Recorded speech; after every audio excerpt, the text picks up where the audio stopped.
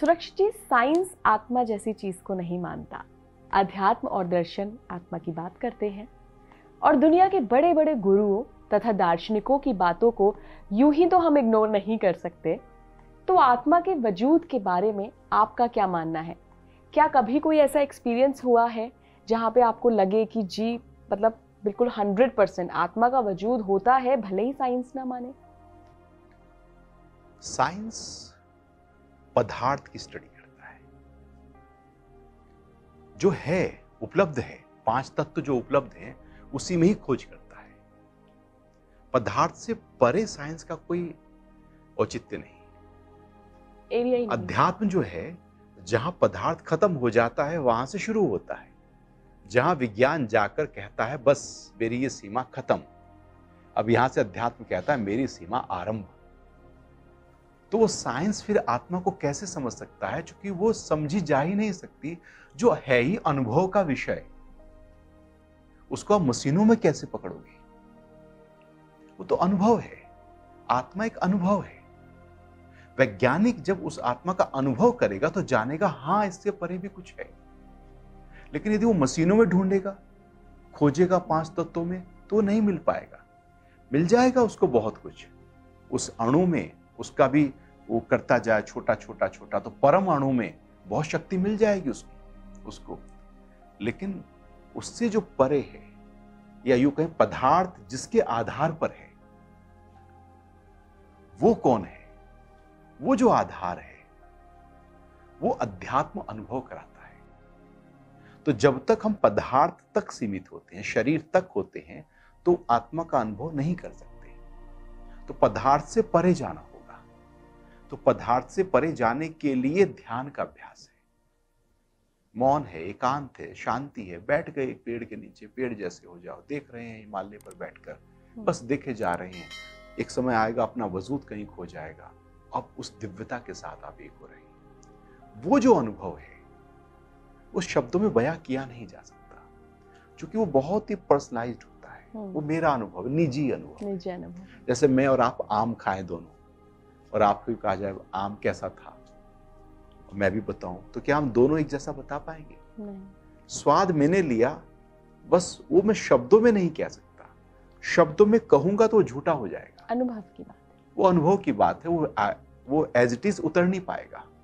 तो आत्मा एक अनुभव है। तो वो मेरा जो अनुभव है, जरूर नहीं कि वही आपका भी हो।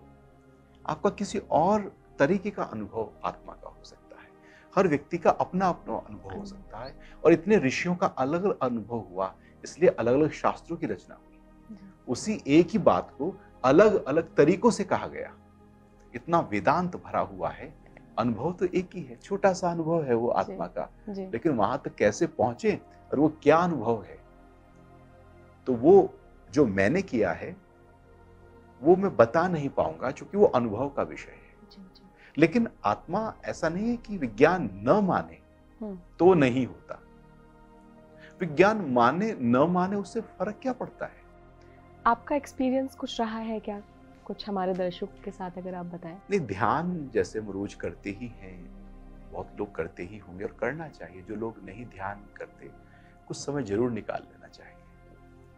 और ऐसा नहीं कि समय होता नहीं है, हमारे पास समय बहुत है। यदि समय ना हो तो इतने सारे जो सोशल मीडिया है वो कैसे चले?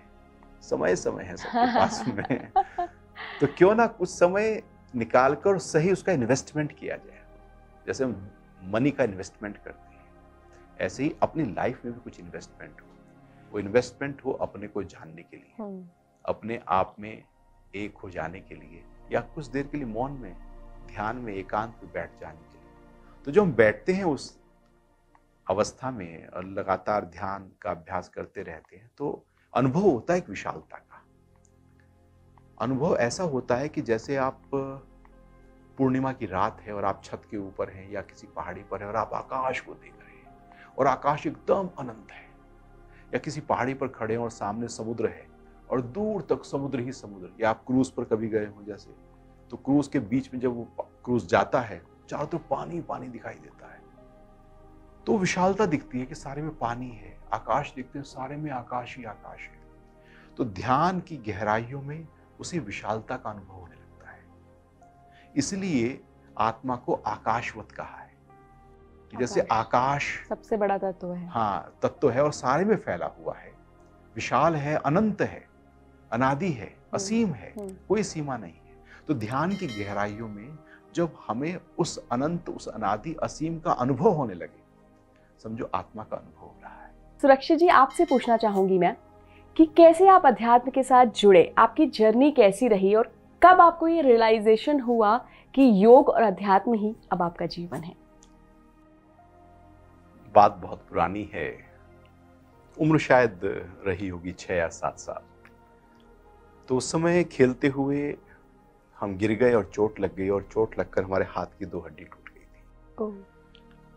तो हड्डी जोड़ी गई, एक्सरे किया गया, पता लगा कि हड्डी नहीं जुड़ी है, दोबारा से सर्जरी होगी। तो दोबारा से जब हड्डी जोड़ी गई तो अब हड्डी में उभार था, हाथ में उभार था।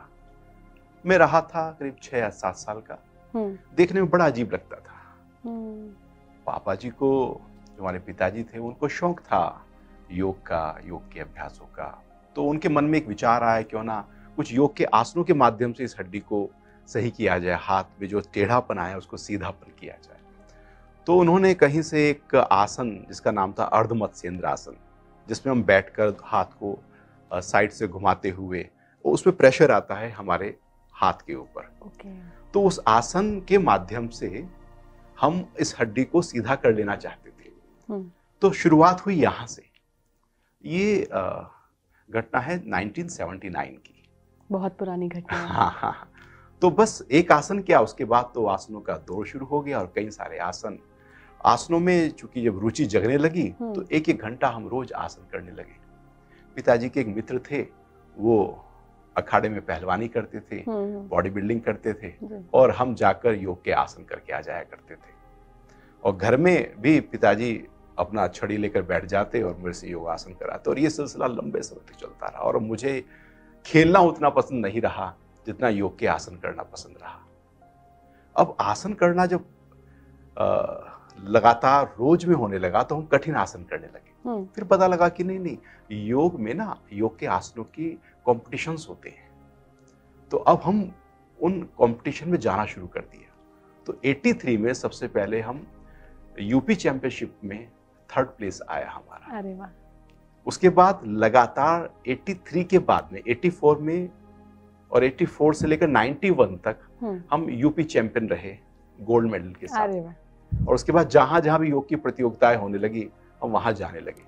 तो इस तरह से योग के आसनों की तरफ सबसे पहले रुझान शुरू हुआ, जो बचपन से था, लगातार था, और आज तक ऐसा एक भी दिन नहीं गया है जब हमने योग का अभ्यास न किया हो, योग के आसन, प्राणायाम और ध्यान का अभ्यास न किया हो। तो उस समय इस तरह से योग की जर्नी हमारे जीवन के साथ में शुरू हो गई, या यूं कहें कि बचपन से ही ये यात्रा शुरू हो चुकी थी। और वो आज तक हमारे जीवन में इस तरह से अपना प्रभाव दिखा रही है कि लगता है कि शायद ये जीवन ही योगमय था, और इसीलिए था। वो तो हाथ टूटना तो एक बहाना था, इस तरफ आना था, इसलिए वो सारी, यदि वो ना होता तो शायद इस तरफ हम आ भी ना पाते। तो यहां से एक आरंभ हुआ था योग के आसनों का। लेकिन ये योग का एक शारीरिक पक्ष था जी, क्योंकि योग तो बड़ा गहन है जी। ये पता नहीं था उस समय, लगता था शायद योग के आसन ही योग है। आज भी लोग ऐसे ही जानते हैं, योगा मतलब आसन जी। शायद कुछ सांस भर लेना, निकाल देना, कुछ नेति, जलनेति, कुंजल क्रिया कर लेना, कपालभाति कर लेना, शायद यही योग है। हमें भी इतना ही पता था। तो फिर योग सब्जेक्ट के साथ किया, उसके बाद हमने MA योग में किया और फिर PhD योग में की। तो योग की गहराइयों की जानकारी हमें होने लगी, उसका जो अध्यात्म पक्ष है वो समझ में आने लगा कि ये तो बहुत ही गहरा है। हम तो सोच रहे थे ये तो बिल्कुल योग के आसन, हम फर्स्ट आ जाते हैं किसी स्टेज पर जाकर तो हम तो सबसे बड़े योगी हो गए। हमें क्या पता था कि हमें तो अभी कुछ पता ही नहीं है। तो जब तक हम उस समुद्र में डुबकी ना लगाएं तब तक उसकी गहराई का पता नहीं लगता। तो जैसे जैसे अध्ययन का आरंभ किया तो पता लगा योग तो बहुत ही अपार सागर है, जितनी डुबकी लगाओगे उतना मोती इसमें मिलते चले जाएंगे। बहुत बहुत धन्यवाद सुरक्षित जी।